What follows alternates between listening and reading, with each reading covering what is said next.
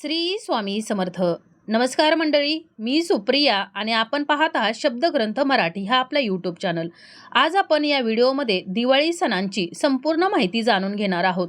दिवाळीचे 6 दिवस, वसुबारस, धनत्रयोदशी, नरक चतुर्दशी, लक्ष्मीपूजन, दीपावली, पाडवा आणि भाऊबीज या सणांविषयीची संपूर्ण महत्त्वपूर्ण माहिती आपण अगदी थोडक्यात जाणून घेणार आहोत. तर माहिती जाणून घेण्याकरिता व्हिडिओ शेवटपर्यंत पहा. तसेच चॅनलवर जे नवीन आहेत त्यांनी चॅनलला सबस्क्राईब करा आणि हो, व्हिडिओ पाहत असताना व्हिडिओला लाईक करायला विसरू नका. आपल्या भारतीय संस्कृतीतील सर्वात महत्त्वाचा सण म्हणजेच दिवाळी, दीपावली हा सण आपल्या मनाला आनंद देतो. अंधाराकडून प्रकाशाकडे नेणारा हा सण. अशा या सणाची सुरुवात होते वसुबारस म्हणजेच गोवस्त द्वादशी या दिवसापासून. अश्विन कृष्ण द्वादशीस वसुबारस हा सण साजरा करण्यात येतो. हा सण वस्तुतः वेगळा आहे, पण वसुबारस हा दिवस दिवाळीला जोडून येत असल्यामुळं त्याचा समावेश हा दिवाळीत केला जातो. तसेच असे म्हणतात की या दिवशी कामधेनू या लहरींचे वहन ब्रह्मांडापर्यंत करत असते. या दिवशी या कामधेनूंचे म्हणजेच गाय उभी करून तिच्या प्रतिकात्मक रूपाचं पूजन केलं जातं. या दिवशी आपल्या अंगणातील गायीला वासवदत्तचे स्वरूप प्राप्त होते, म्हणजेच तिचं बारसं होऊन तिला देवत्व प्राप्त होतं आणि यासाठीच या दिवसाला वसुबारस असं म्हटलं जातं. तर असा हा वसुबारस सण आपण यंदा म्हणजेच 2023 मध्ये 9 नोव्हेंबर 2023 रोजी साजरा करणार आहोत. दिवाळीचा दुसरा दिवस म्हणजेच धनत्रयोदशी यंदा म्हणजेच 2023 मध्ये 10 नोव्हेंबर 2023 रोजी आपण साजरी करणार आहोत. तर या दिवशी धन आणि ऐश्वर्याचं प्रतीक असलेल्या देवी मातेचं दारात रांगोळी आणि पारंपरिक चिन्ह काढून सुशोभित करून स्वागत केलं जातं. तसेच तिचे आगमन दर्शविण्यासाठी घरात तांदळाचे पीठ आणि कुंकवाने छोटे छोटे पदचिन्ह देखील काढली जातात. रात्रभर दिव्यांची आरास केली जाते. हा दिवस अतिशय शुभ मानला जातो. या दिवशी गृहिणी सोनं व चांदीची वस्तू किंवा भांडी खरेदी करत असतात. त्याचबरोबर अनेक ठिकाणी हा दिवस धन्वंतरी म्हणून देखील साजरा केला जातो. धन्वंतरी म्हणजेच आयुर्वेदाची देवता अथवा देवांचे वैद्य यांचा दिन म्हणून देखील हा दिवस साजरा करण्यात येतो. तसेच या दिवशी मृत्यूची देवता म्हणजेच यमाचे पूजन करण्यासाठी रात्रभर दिवे लावले जातात आणि म्हणूनच याला यमदीपदान असं देखील म्हटलं जातं. आकस्मिक मृत्यूचे भय दूर करण्यासाठी हे यमदीपदान केलं जातं. दिवाळीचा तिसरा दिवस म्हणजेच नरक चतुर्दशी यंदा म्हणजेच 2023 मध्ये 12 नोव्हेंबर 2023 रोजी आपण साजरी करणार आहोत. तर या नरक चतुर्दशीच्या दिवशी भल्या पहाटे उठून म्हणजे सूर्योदया अगोदर स्नान वगैरे आटोपून तयार होण्याची आपल्याकडे परंपरा आहे. या सणाबाबत एक पौराणिक कथा देखील सांगितली जाते. असं म्हणतात की असुरांचा राजा नरकासूर प्रागज्योतिषपूर येथे राज्य करीत होता. एका युद्धात इंद्रावर विजय प्राप्त केल्यावर देवांची माता आदिती हिची सुंदर कर्णकुंडल त्याने हिसकावून घेतली व देव आणि संतांच्या 16,000 कन्यांना आपल्या अंतपुरात कैदेत ठेवले. नरक चतुर्दशीच्या दिवशी भगवान श्रीकृष्णाने दानवांचा वध करून या सर्व कन्यांची मुक्तता केली व आदितीची मौल्यवान कर्णकुंडल तिला परत दिली. त्या महिलाने सुगंधी तेलानं मर्दन करून आणि स्नान करून स्वतःला सुशोभित करून घेतले आणि म्हणूनच प्रातस्नानाची ही परंपरा वाईट प्रवृत्ती व दिव्यतेच्या विजयाचे प्रतीक म्हणून साजरी केली जाते. या दिवशी शुभ संकल्प घेण्याची देखील आपल्याकडे रीत आहे. आता दिवाळीचा चौथा दिवस म्हणजेच सर्वात महत्त्वाचा दिवस लक्ष्मीपूजन.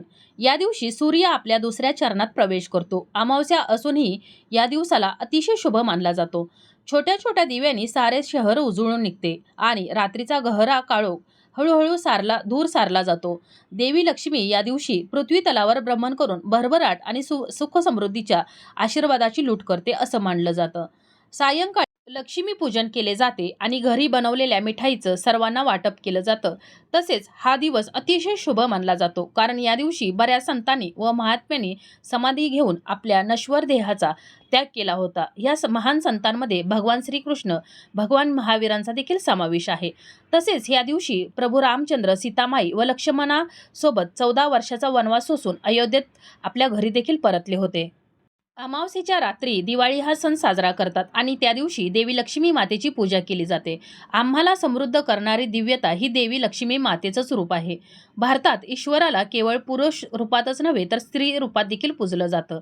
ज्याप्रमाणे पांढऱ्या प्रकाशात सप्तरंग अंतर्भूत राहतात, त्याप्रमाणे दिव्यतेची वेगवेगळी रूपं असतात. म्हणूनच या लक्ष्मीपूजनाच्या दिवशी ऋग्वेदातील काही प्राचीन मंत्राद्वारे देवी लक्ष्मी मातेची आराधना केली जाते. दीपावली पाडवा म्हणजेच बलप्रतिपदा या दिवशी सकाळी माहेरच्या आणि सासरच्या पुरुषांना तेल लावण्याची आपल्याकडं परंपरा आहे. या दिवशी घरोघरी वडीलधाऱ्यांना तसेच आपल्या पतीला पाटावर बसून त्यांच्या भोवती रांगोळी काढून त्यांचं औक्षण केलं जातं. आपला वैवाहिक संसार उज्ज्वल व्हावा, आपल्या दोघांमधील प्रेम आणि आपुलकी जिव्हाळा सतत वाढत राहावा यासाठी पत्नी पतीचे औक्षण करते. नवरा देखील बायकोला ओवाळणी देतो. नवविवाहित जोडप्यांसाठी दिवाळीचा पहिला पाडवा हा खूप खास असतो. या दिवशी नवविवाहित जोडप्यांकडे पहिली दिवाळी म्हणून मुलीच्या माहेरी दिवाळसण केला जातो आणि जावयाचा मान म्हणून त्याला आहेर देखील देण्यात येतो. या दिवशी सोनं खरेदी करण्याची आपल्याकडे परंपरा आहे. तसंच या दिवाळी पाडव्याच्या दिवशी बलप्रतिपदा पूजेला देखील विशेष महत्त्व आहे. बलप्रतिपदेतला बळीराजा हा शेतकरी राजा होता. त्याला 3 पावलं जमीन दान स्वरूपात मागून विष्णूंच्या वामन अवताराने मारले. हा राजा जनतेची काळजी घेत होता, म्हणून त्याचं राज्य अजूनही परत यावं यासाठी ग्रामीण भागात अजूनही स्त्रिया आपल्या भावाला ओवाळताना इडापिडा टळो आणि बळीराजाचं राज्य परत येवो अशी म्हण म्हणतात आणि ही आपल्याकडं परंपरा आहे. हा सण मुळात कृषी संस्कृतीतून आला आहे. शेतकऱ्याच्या जीवनात या दिवसाचं खूप महत्त्व असून बलप्रतिपदेच्या दिवशी बळीची पूजा करण्याची आपल्याकडे परंपरा आहे. त्यासाठी जमिनीवर पंचरंगी रांगोळीनं बळी आणि त्याची पत्नी विंध्यावती यांचं चित्र काढून त्यांची पूजा केली जाते आणि त्यांना प्रार्थना केली जाते. भाऊबीज दीपावलीतील सर्वात शेवटचा पण तितकाच महत्त्वाचा सण म्हणजेच भाऊबीज. बहीण आणि भावाच्या नात्यातील गोडवा वृद्धिंगत करणारा, नातेची विण घट्ट करणारा सण म्हणून भाऊबीज साजरी केली जाते. या दिवसाला यमद्वितीया असं देखील म्हटलं जातं. तसेच हिंदीत या सणाला भाईदूज असं देखील म्हटलं जातं. या दिवशी बहीण आपल्या भावाच्या दीर्घायुष्यासाठी प्रार्थना करते आणि म्हणूनच ही भाऊबीज साजरी केली जाते. तसेच या भाऊबीजेला यमद्वितीया असं देखील म्हटलं जातं आणि यामागे एक पौराणिक कथा देखील सांगितली जाते.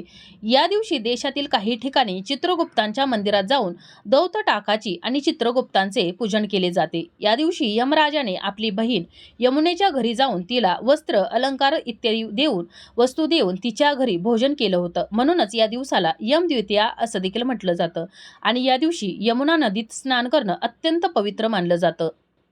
या दिवशी यम आपली बहीण यमुना हिच्या घरी जेवायला गेला व नरकात पिचत पडलेल्या जीवांना त्या दिवसापुरतं मोकळं केलं आणि म्हणूनच या दिवशी भावाने बहिणीकडे जावं आणि बहिणीने आपल्या भावाला ओवाळावं. बहीण भावाच्या प्रेमाचा हा अत्यंत मंगल दिवस भाऊबीज म्हणून साजरा केला जातो.